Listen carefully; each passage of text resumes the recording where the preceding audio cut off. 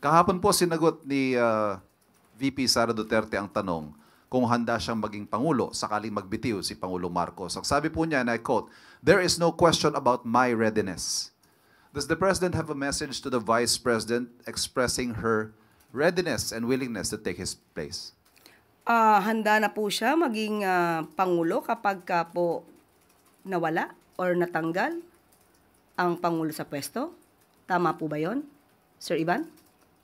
Yun po ba ang sinabi niya? Handa siyang pumalit sa Pangulo kapag nagbitiw. Ang tanong din natin sa taong bayan, handa na po ba kayo sa mas marami pang Mary Grace Piatos? Unang-una po, ang Vice Presidente, hindi acceptable, it is not acceptable for a Vice President to anticipate the resignation of the President. Presidente na pinagsisigawan nilang bumaba sa pwesto. This is definitely a form of political destabilization. Pinapahina niya ang public confidence ng tao sa administrasyon. And those words contribute to the climate of uncertainty and crisis.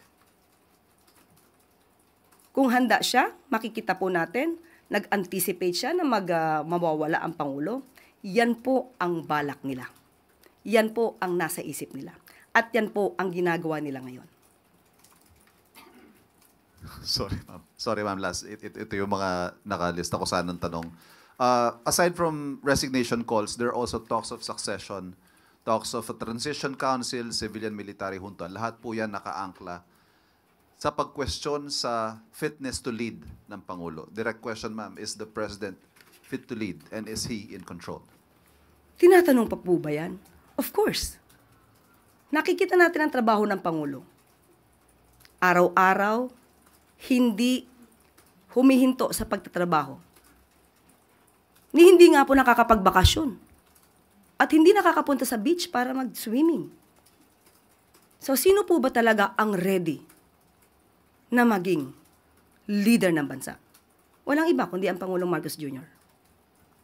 Thank you very much.